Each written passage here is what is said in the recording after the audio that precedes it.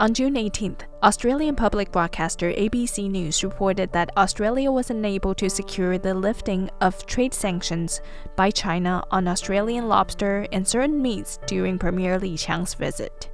However, Trade and Tourism Minister Don Farrell expressed strong confidence that these barriers would be soon removed. The ban affecting some Australian meat, lobster, and wine exports was introduced by China in 2020 following Australia's call for an investigation into China's role in the origin of COVID-19. At the time, the Australian lobster industry was valued at approximately 770 million Australian dollars, which is close to 460 million US dollars.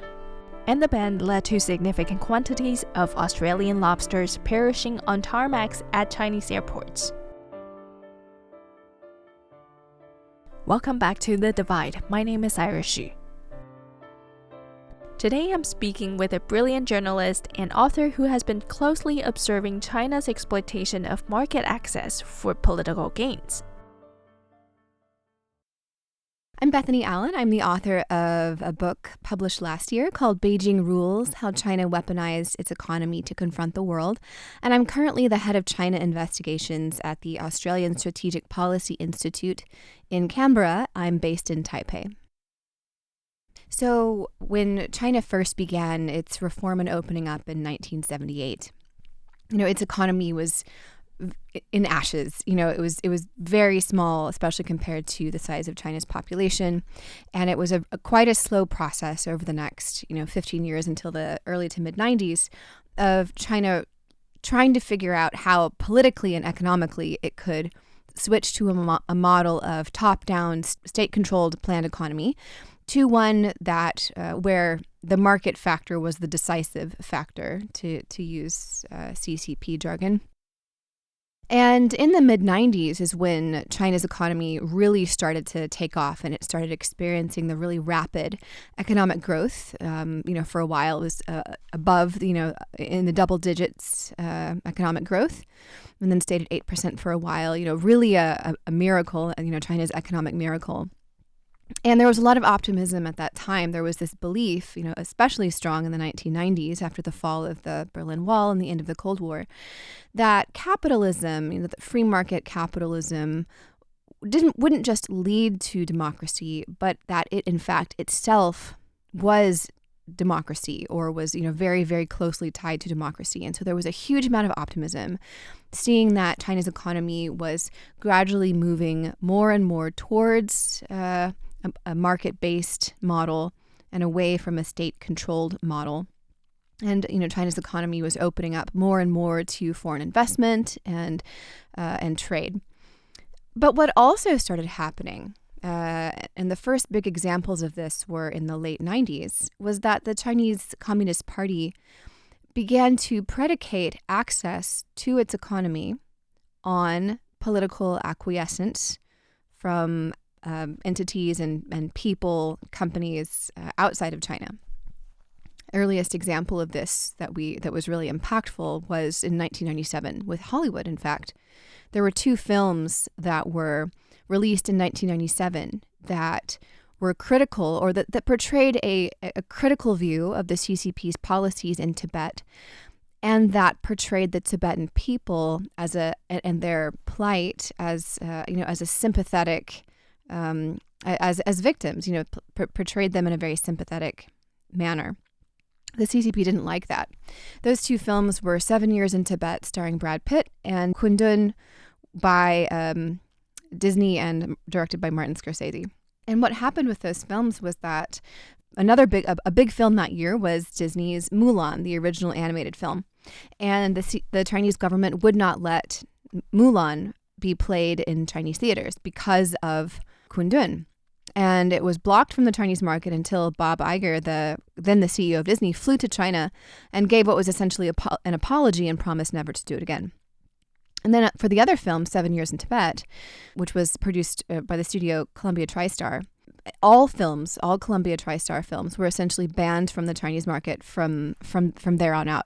This is a really important moment, because what happened after that was that for the next 27 years and counting, there has been no major Hollywood studio that has produced a movie that violated known Chinese Communist Party red lines.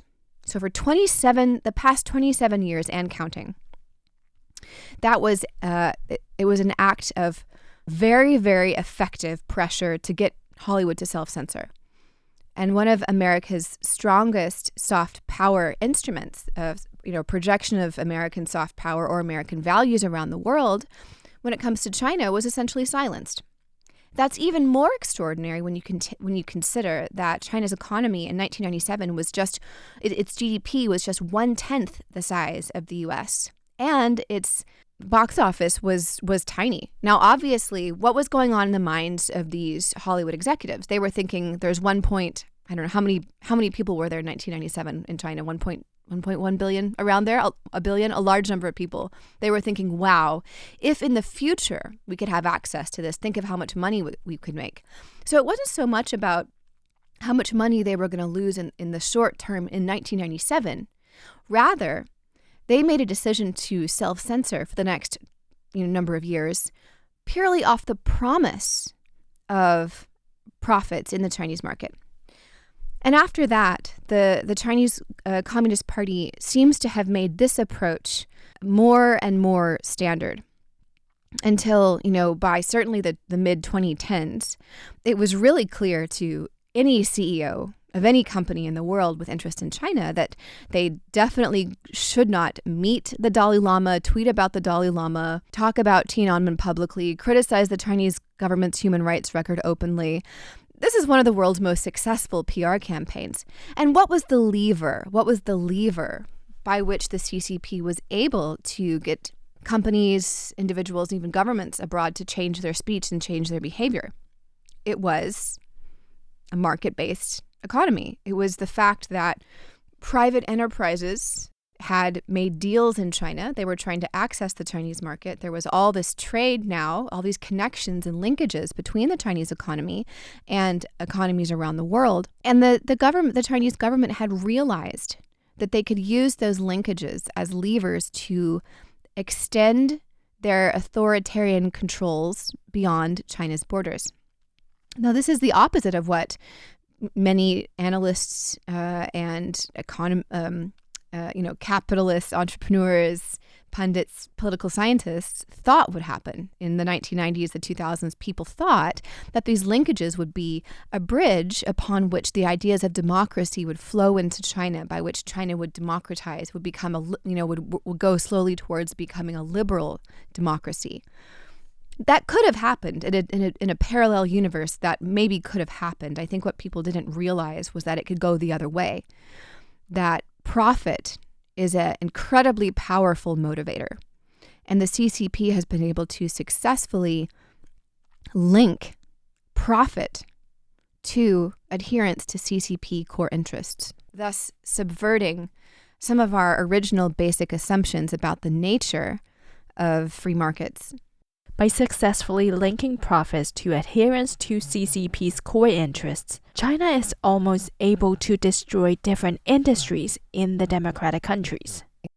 So in my previous work, the reports that I had done before 2020, and that many others had done as well, we had seen that the Chinese government was willing to use these levers of geopolitical or geoeconomic power pretty much just for core interests, which originally started as the three T's. So Tiananmen, discussion of the 1989 Tiananmen massacre, Taiwan, getting companies and multilateral institutions and governments to switch to a one China principle, to de-recognize Taipei as the legitimate representative of China and recognize Beijing instead. And then Tibet, so the three T's. This was sort of the original core interest of the CCP, including, in addition to their own sovereignty over their own borders, land, and criticizing China's human rights record. But what we've seen over the past 8 to 10 years is that these core interests of the CCP have gradually expanded to include Xinjiang, so the genocide that the CCP is perpetrating against Uyghurs and other Muslim ethnic groups in Xinjiang, also Hong Kong now, to get other countries and companies and people to not criticize the national security law that the Chinese government forced onto Hong Kong in 2020. And the South China Sea, even, the issues of sovereignty over the South China Sea. All of those up to that point, if your argument was, okay, this is not ideal, but at the end of the day, all of these core interests really only apply to China itself and to a small number of people outside of China. Like, it's really unfortunate for people in Taiwan, but it really only applies to them. It's really unfortunate for Uyghurs, but these are not issues of true global concern. These are at most regional. What happened in 2020 when then Prime Minister of Australia called for an independent, at the UN, he called for an independent inquiry into the origins of the COVID pandemic. The CCP made that, an inquiry into the origins of the pandemic, essentially made it a new core interest. And that was the first time that these levers of economic and geopolitical control had been used on an issue that literally related to every single person on the planet.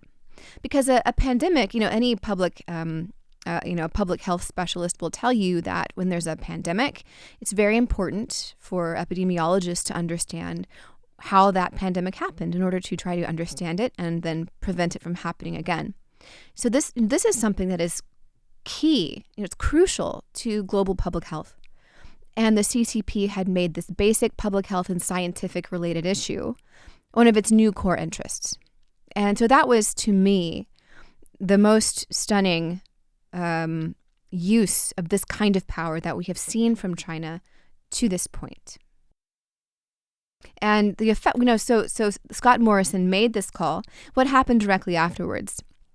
The Chinese government slapped a bunch of tariffs on a wide swath of Australian imports or Australian exports to China, including wine, barley, quite a number of other industries, and it had pretty dramatic effects on Australia's wine industry. Ironically and sadly, the wineries or the wine import exporters that were most affected were Chinese Australians who had founded companies in Australia specifically to export Australian wine to China as their main export market. And many of those companies just collapsed. Now, overall, the Australian economy was not deeply affected by these tariffs for a number of reasons. Partially because the Chinese government had not gone after some of the industries that would have most harmed the Australian economy, because they would have also harmed the Chinese economy. Ours would be an example of this. And in that year, so Scott Morrison did not change his call. He did not retract his call for an independent inquiry into the COVID pandemic origins. And he didn't change his overall policy on China, which has led some people in the short term to say that China's efforts to punish Australia for this were not effective.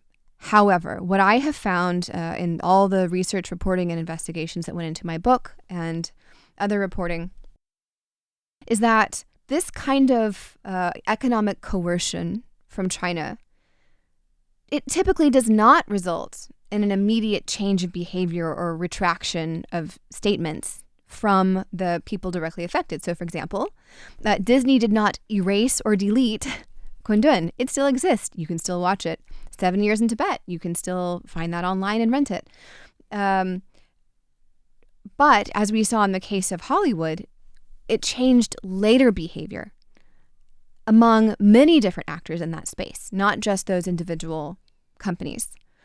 And that is what we are seeing now in China's use of economic coercion to punish entire governments and countries for decisions. So in Australia's case, now there is a new government. It's been in 2022. Albanese was elected prime minister. He's from the Liberal Party.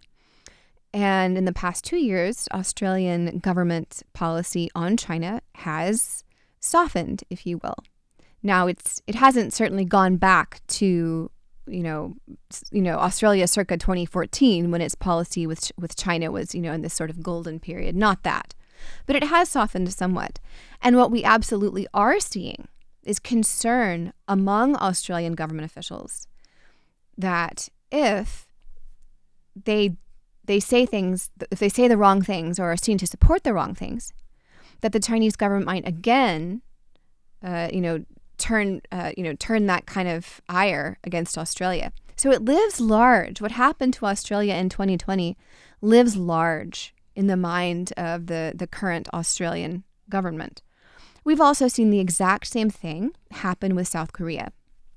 So around 2016, the South Korean government agreed to deploy a U.S.-made missile defense system called THAAD.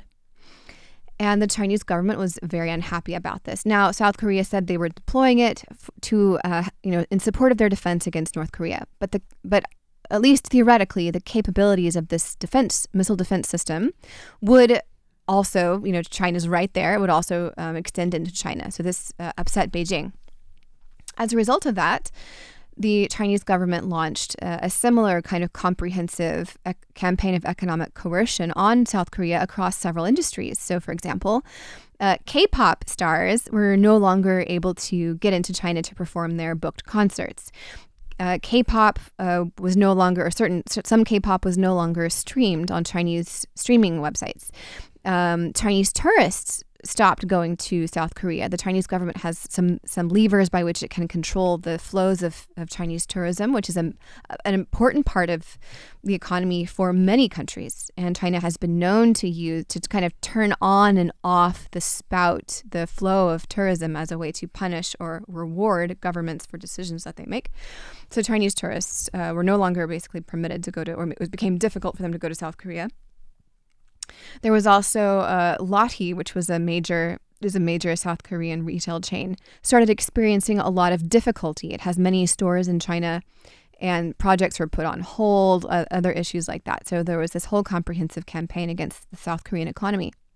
Now, South Korea, so the government in Seoul did not cancel the THAAD project. They did what they said they were going to do, and they deployed it.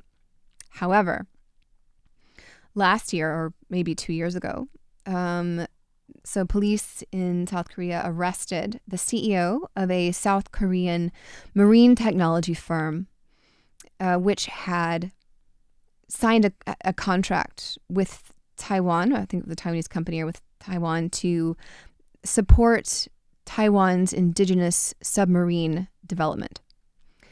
And in the legal document that these South Korean police used when they arrested the CEO and sued the company, fined the company, not sued the company, when they fined the company, those documents, according to a report by Reuters, explicitly cited what happened with THAAD in 2016. And they said this deal that the South Korean company has made with Taiwan is a national security threat. It breaks our own South Korean national security law because it threatens South Korean national security. And what do they mean by that? What they did was they said it threatens it because it puts us at risk of of China's retaliation, similar to what happened in 2016. It seems that the South Korean government is very concerned about facing more economic coercion measures by China. And my conversation with Bethany doesn't stop here. Tune in next week as Bethany and I talk about the role of the West in enabling authoritarian capitalism. Thank you for listening, and this episode of The Divide is produced by Radio Taiwan International.